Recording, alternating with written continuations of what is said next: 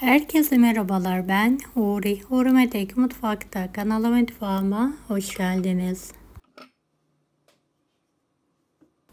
Lokanta usulü ezogelin çorbası yapıyorum. Tam kıvamında, çok lezzetli, mutlaka deneyin.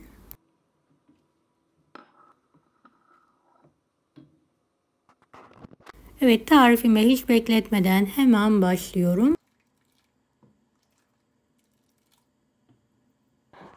1 su bardağı kırmızı mercimek, 2 yemek kaşığı pirinç, 2 yemek kaşığı bulgur, 1 adet kuru soğan, bakliyatları yıkayalım. Kuru soğanı da çok ince olacak şekilde doğrayalım. Evet, tenceremize şöyle 1-2 yemek kaşığı sıvı yağ alalım. Üzerine ince doğradığımız kuru soğanları ekleyerek kokusu çıkana kadar kavuralım.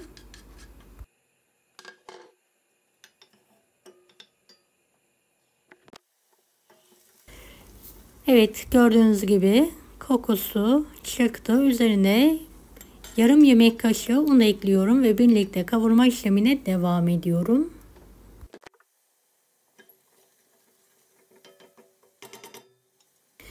Bir yemek kaşığı biber salçası,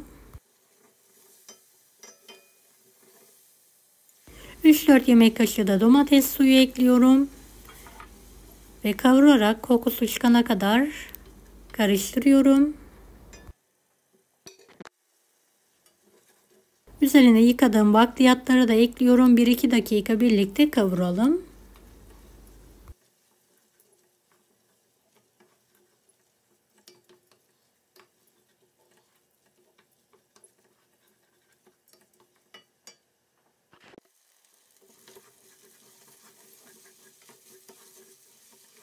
Evet, üzerine 11 su bardağı su ekledim. Et suyu da kullanabilirsiniz. Benim elimde olmadığı için normal su kullandım.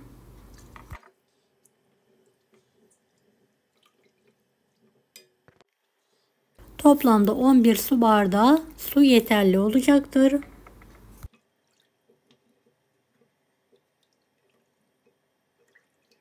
Kapağını aralık yaparak pişirmeyi bırakalım.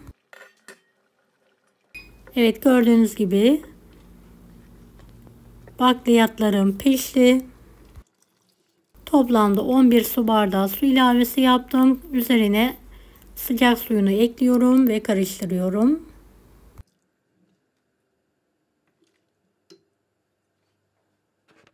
2 tatlı kaşığı tuz, 2 tatlı kaşığı kuru nane, 1 tatlı kaşığı karabiber, çok az kırmızı pul biber ve kimyon ekliyorum ve karıştırıyorum.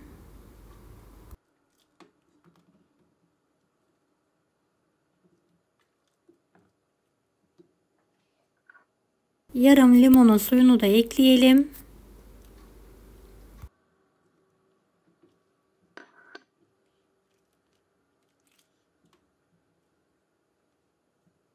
Karıştıralım.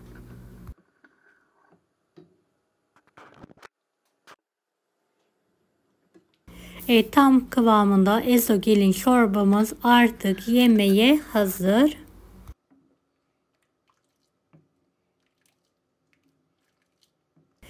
Deneyecek olan herkese şimdiden kolaylıklar dilerim. Kanalıma ücretsiz abone olmayı unutmayın. Allah'a emanet olun. Hoşça kalın.